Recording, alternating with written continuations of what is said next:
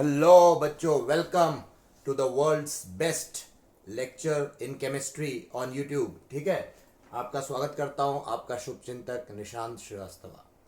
देखिए, मैं अभी तक आपको रेजोनेंस में पार्ट 1 से लेकर पार्ट 5 तक के वीडियोस बना चुका हूं। इस वीडियो को देखने से पहले रिकमेंडेड है कि उनको देख लें। नहीं भी देख पाते कोई बात नहीं, आप अगर आपको आता है ऑलरेडी बहुत कुछ तो आप यहाँ से स्टार्ट कर सकते हैं। ये हमारा केसेस में एक नया केस लेने जा रहा हूँ जिसमें हम डी ऑर्बिटल रेजोनेंस की बात करने वाले हैं। याद रखना, इन वीडियोस के लिए को करने के बाद, देखने के बाद आपको कोई भी नोट्स, बुक्स या अन्य वीडियो देखने की कोई आवश्यकता नहीं है। ये वीडियो लेक्चर सीरीज अपने में सेल्फ सफिशिएंट है। इसके बाहर कोई भी टॉपिक ऐसा नहीं जो छूट जाएगा, पहली बात, और इसके बाहर कुछ आएगा नहीं। जो इन चीज़ों में पढ़ाया जाएगा इन वीडियोस में आप पढ़ोगे वही फाइनल है। ये अभी जो सीरीज निकाली है मैंने, ये बेस्ट सीरीज़ है अभी तक। ऐसा कोई भी काम नहीं कर रहा है। और अभी आप देखोगे कि आप धीरे धीरे मेरे साथ जुड़े रहो मेरे चैनल पे, तो आप देखोगे आगे और बहुत कुछ मिलने वाला है। ठीक है, तो चलो स्टार्ट करते हैं हम लास्ट केस ऑफ रेजोनेंस। ऐसा बोल सकते हो पाई रेजोनेंस हमने कर लिया है, 6 केसेस जो पिछले वीडियो में बताए थे। अब हम डी ऑर्बिटल रेजोनेंस की तरफ जा रहे हैं। डी ऑर्बिटल रेजोनेंस समझना बहुत ज़रूरी है क्योंकि ये बहुत कम लोग इसकी बात करते हैं। ठीक है, और अच्छे से लोगों को समझ में नहीं आता क्या है। तो चलो, आपने पहले जो अभी तक देखा वो पी पाई बॉन्ड्स बन रहे थे, है ना। मतलब 2 पी ऑर्बिटल थे, ये पी पाई बॉन्ड हो गया, है ना।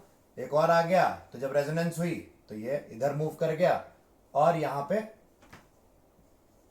अब क्या हो गया, नया बॉन्ड बन गया। रेजोनेंस में हमने बताया था तब तक इलेक्ट्रॉन को डीलोकलाइज करना है जब तक ओरिजिनल स्ट्रक्चर ना मिल जाए, या आपको लगे कि एंड हो गया, अब इसके बियॉन्ड नहीं जा सकते। आपको मैंने डीलोकलाइजिंग पावर का ऑर्डर ही बताया था, फिर से बता देता हूं, आप मेरे पिछले वीडियोस देख लेना। तो सबसे पहले अगर कंपटीशन हुआ कौन मूव करेगा, तो negative charge move first, then lone pair, then double bond, triple bond and positive last में। पॉजिटिव कभी मूव नहीं करता। ठीक है, सो ये सारी बातें आपको बताई गई थी, आप मेरे वीडियोस देख सकते हो। अब हम बात करते हैं डी ऑर्बिटल की। जाहिर सी बात है, अगर डी ऑर्बिटल रेजोनेंस होना है तो एटम, एक या कुछ एटम के पास डी ऑर्बिटल तो होना चाहिए ना। जैसे मान लो मैं क्लोरीन की बात करूं, तो क्लोरीन का आप एटॉमिक नंबर 17 जानते हो, मतलब इसमें इलेक्ट्रॉन न्यूट्रल स्टेट में 17 है। तो इसका हम इलेक्ट्रॉनिक कॉन्फ़िगरेशन कैसे लिखते थे, 1s2 2s2 2p6 3s2 and 3p5। देखो सही है, 2 2 4 6 10, 2 12 और 5 17, 17 इलेक्ट्रॉन सिस्टम है ये। क्या इसके पास आगे डी पड़े होंगे? डेफिनेटली डी खाली पड़े हुए हैं। यहाँ पे डी में इलेक्ट्रॉन गए ना, खाली पड़े हुए, वेकेंट डी ऑर्बिटल है। Yes, chlorine system has vacant D orbital. तो अगर मौका मिला क्लोरीन को डी ऑर्बिटल रेजोनेंस करने का तो करेगा, बिल्कुल करेगा। इलेक्ट्रॉन बाहर से अपने, तो यानी कि क्लोरीन को देखो, ये डी ऑर्बिटल हो गया है, डबल डम्बल होता है ना। तो मान लो हमने ऐसे, ये हमारा जो है ऐसे बनाया, इसको ऐसे दिखा दिया। अब क्लोरीन में अगर बाहर से कोई इलेक्ट्रॉन आएगा तो वो डेफिनेटली यहाँ पे कोरिन हो जाएगा। ठीक है, तो कैसे होना चाहिए, तो ऐसी कोई कंडीशन हो जब क्लोरीन हो और यहाँ पे हमारे पास एक और पी ऑर्बिटल हो, है ना, सेम फेज में ओवरलैप कर रहे हैं। ठीक है, तो ये क्या करेगा, इसमें पी पाई, ये कौन सा है, पी ऑर्बिटल है, और ये कौन सा है, डी ऑर्बिटल से, तो पी पाई डी पाई बॉन्ड बन जाएगा यहाँ पे इलेक्ट्रॉन शेयर होने की वजह से। ठीक है, सो यही हमारा पी पाई डी पाई होता है। अब बोलोगे सिर्फ क्लोरीन में होता है, नहीं, फॉस्फोरस में भी हो सकता है, सल्फर में भी हो सकता है। जिनके पास डी ऑर्बिटल होगा वहां ये हो सकता है, चांस है। ठीक है, चलो, तो अब हम बात करते हैं कि भाई डी ऑर्बिटल रेजोनेंस में डिटेल में थोड़ा बता दें। जैसे आपको मैं बोलूं कि CH2 माइनस Cl है, तो क्या ये स्टेबल सिस्टम है? तो चलो देखते हैं, क्या क्लोरीन के पास यहाँ डी ऑर्बिटल है? यस है। यहाँ ये जो इलेक्ट्रॉन पड़े हुए हैं ये नेगेटिव है, ये यहां से इसमें डीलोकलाइज हो सकते हैं, बिल्कुल हो सकते हैं। ठीक है ना, तो यहां पे भी क्या हो गया, ये यहां पे ये पी ऑर्बिटल से इलेक्ट्रॉन किस में डीलोकलाइज हो गए, इसमें हो गए। तो यहां पे हम बोल सकते हैं क्या हो गया, पी पाई, ये पी था और ये ऐसा पी पाई डी पाई का ओवरलैप हो गया। तो हम बोलेंगे yes, this will undergo resonance. कैसा होगा अंडरगो रेजोनेंस, कैसे करेंगे, हम ऐसे नहीं दिखाते। हम कैसे दिखाते हैं रेजोनेंस में, ये आप नोट करते रहना है ना, मैं मिटाता जा रहा हूं। तो जैसे ये हुआ, तो रेजोनेंस में क्या होता है बताओ, यहाँ लोन पेयर है और यहाँ नेगेटिव है, कौन पहले मूव करेगा? अभी अभी आपको बताया था पीछे, डीलोकलाइजिंग पावर कौन पहले मूव करता है, नेगेटिव। तो यहाँ हम क्या कर देंगे, नेगेटिव को मूव करा देंगे। अब जब नेगेटिव आया तो यहां पे क्या हो गया, न्यूट्रल हो गया, है ना। और Cl के पास क्या हो गया, इलेक्ट्रॉन डेंसिटी बढ़ गई है ना। तो आपको ये बात याद रखनी होगी कि भाई क्लोरीन के केस में रेजोनेंस कैसे हो रही है। आप देख सकते हो जब ये इधर शिफ्ट हुआ तो ऑलरेडी इसके पास इलेक्ट्रॉन थे, एक और इलेक्ट्रॉन पेयर आ गया। हम कह सकते हैं यहाँ पे एक इलेक्ट्रॉन रिच सिस्टम बन गया। आपको पता है ऐसा डी ऑर्बिटल है ना, इसने गेन किया इलेक्ट्रॉन्स, तो इसलिए यहाँ पे ऐसा हो गया। तो ये भी एक रेजोनेंस का सिस्टम है। इस टाइप के रेजोनेंस को हम बोलते हैं डी ऑर्बिटल रेजोनेंस। तो याद रखना हमने डी ऑर्बिटल रेजोनेंस को सीख लिया है पूरी तरीके से कि डी ऑर्बिटल रेजोनेंस होती क्या है, ठीक है। सो ये बहुत इंपॉर्टेंट। अब आप बोलोगे इसका चलो एप्लीकेशंस बताओ। भाई एप्लीकेशंस बताए बगैर तो बात नहीं बनती ना, ये तो कोई बता दे आपको। तो चलो एप्लीकेशन देखो, मैं आपको जो बताने वाला हूँ ट्रिक्स एंड टिप्स कोई नहीं बताने वाला आपको।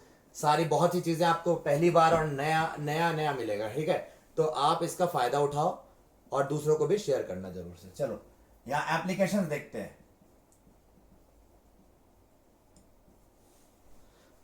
एप्लीकेशंस भाई, एप्लीकेशन में ऑफ किसका, डी ऑर्बिटल रेजोनेंस में। तो स्टेबल आपको पूछेंगे स्टेबल कौन है, तो आपको ये दे देंगे CH2F और दे देंगे CH2Cl और यहां माइनस।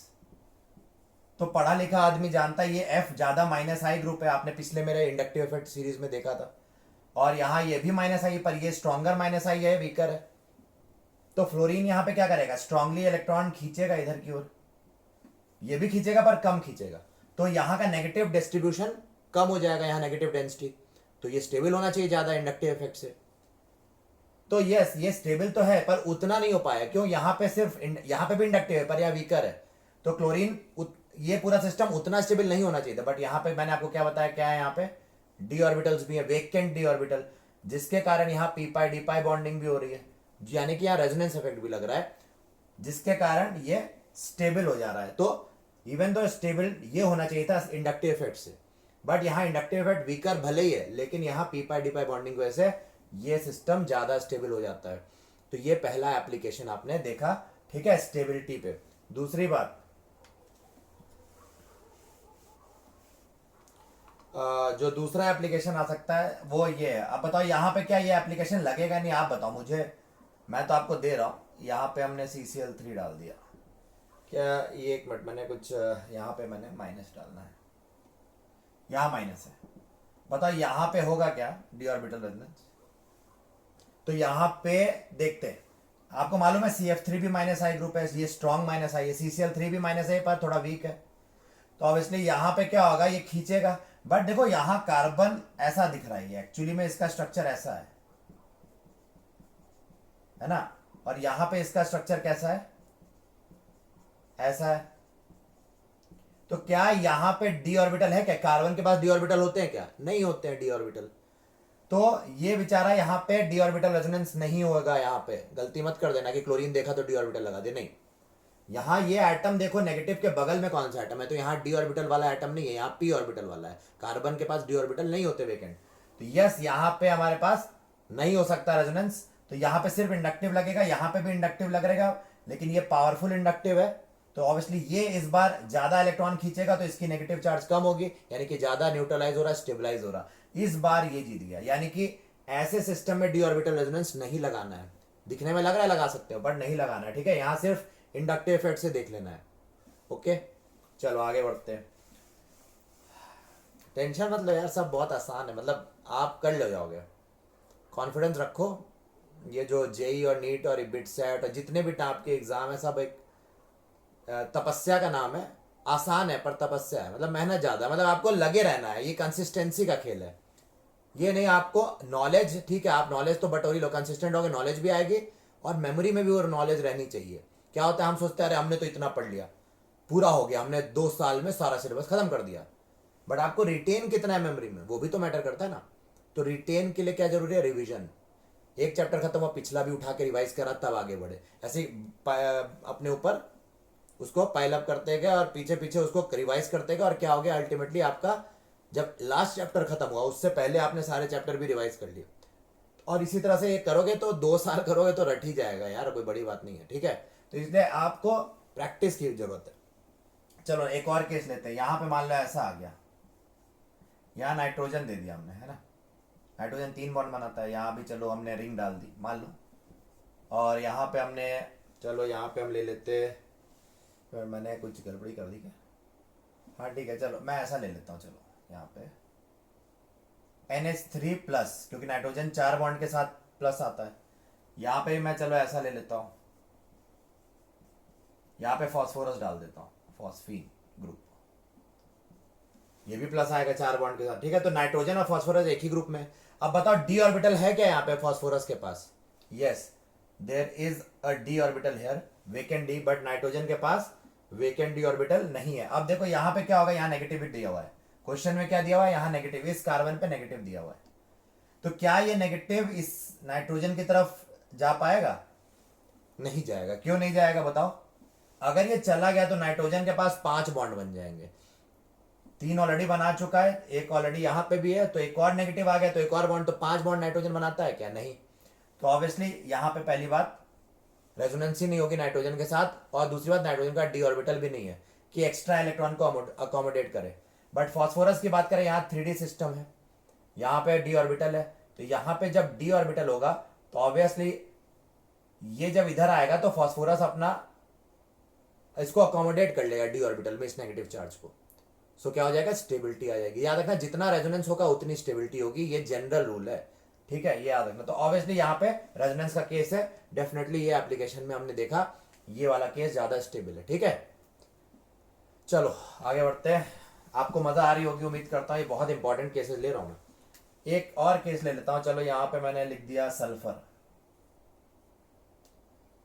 चलो ऐसे ले लेते हैं। ठीक है, यहाँ पे हमने नेगेटिव डाल दिया, यहाँ हमने ले लिया मान लो ऑक्सीजन। ठीक है, और यहाँ नेगेटिव डाल दिया। ठीक है, ऐसा कर दिया। अब आप बताओ किस में कौन ज्यादा स्टेबल? फिर से यहाँ नेगेटिव है ना, यहाँ डी ऑर्बिटल्स है, सल्फर के पास डी ऑर्बिटल होते हैं, डेफिनेटली नेगेटिव इधर भी जा सकता है, मतलब यहाँ पे डी ऑर्बिटल रेजोनेंस होगी, यहाँ पे डी ऑर्बिटल रेजोनेंस नहीं होगी। क्यों? ऑक्सीजन के पास पी ऑर्बिटल्स होते हैं, डी ऑर्बिटल नहीं होते हैं, है ना। तो ऑब्वियसली ये ज्यादा स्टेबल हो जाएगा। ठीक है, समझ में आ रहा है कि नहीं आ रहा है? आ रहा होगा, हमको मालूम है आ रहा होगा, बहुत स्मार्ट लोग हो। ठीक है, तो ये था। अब बोलोगे अच्छा सर आप मतलब ये क्या इतना ही है डी ऑर्बिटल में? देखो डी ऑर्बिटल रेजोनेंस में और भी बहुत सी बातें होती है, लेकिन मेन आपके जेई लेवल पे मैंने आपको क्या बोला, कई हर वीडियो में बोलता रहता हूँ कि फालतू नहीं पढ़ाऊंगा, जितना आने वाला उतना ही पढ़ो। वैसे तो इन्फॉर्मेशन ऐसे देखोगे तो किसी की भी चीज़ की एंडलेस है। बुक्स में यही हो रहा है। प्रॉब्लम क्या हो रही है मार्केट में, जितनी बुक्स आ रही है, कोई एक बुक बता दो जो केमिस्ट्री के लिए सफिशिएंट है, बता दो तुम। है ही नहीं। कि किसी में थ्योरी अच्छी होगी तो कुछ चैप्टर अच्छे होंगे, बाकी बकवास होंगे। किसी में फिजिकल केमिस्ट्री अच्छी है, ऑर्गेनिक इनऑर्गेनिक बकवास, ऐसे करके मतलब किसी में क्वेश्चन अच्छे है तो थ्योरी बकवास, थ्योरी अच्छी क्वेश्चन बेकार। तो आपके पास और अगर सब अच्छा है तो पूरी इन्फॉर्मेशन नहीं होगी, इररिलेवेंट और इनकम्प्लीट इन्फॉर्मेशन होगी। तो यहाँ पे अभी भी मार्केट में ऐसी कोई बुक नहीं है। कुछ बुक्स ऐसी हैं जिसमें बहुत इंफॉर्मेशन है पर वो हमारे यूज़ की नहीं है। तो ये सारी बातें आपको सोचनी पड़ेंगी, अपने माइंड में रखनी पड़ेंगी कि ऐसे नहीं हम आईआईटी का प्रिपरेशन स्टार्ट कर देते हैं। ठीक है, आपको प्लान करना होता है। इसलिए मैं बोल रहा हूँ वो सब चक्कर से हटो अर्जुन, मेरे पास आओ, मैं तुम्हें बुक से मुक्ति दिलाता हूँ।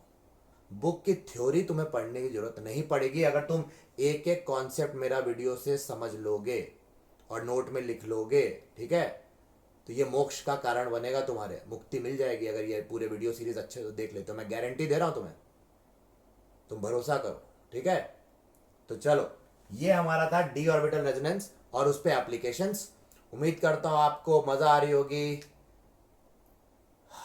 एक्सटेंड हो गया यार, लॉकडाउन भी एक्सटेंड हो गया, 17 मई तक चला गया है ना शायद। तो कोई बात नहीं, कुछ जगहों पे हुआ है, हर जगह नहीं हुआ है। आप लोग सुरक्षित रहो, फॉलो करो इसको सीरियसली लो और सेफ रहो और अच्छे से पढ़ाई करो। आपको ये मौका मिला जा रहा है, इसमें आप अपने टाइम को यूटिलाइज करो, ये सब सीखो, नोट्स बनाओ, अच्छे से ऑर्गेनाइज करो, नोट्स को रिवाइज करो, नॉलेज शेयर करो, सबको ये फैलाओ। वीडियोस आप फैला नहीं रहो, मैं देख रहा हूँ, अच्छे से फैलाओ, नहीं तो कोई मतलब नहीं है ना।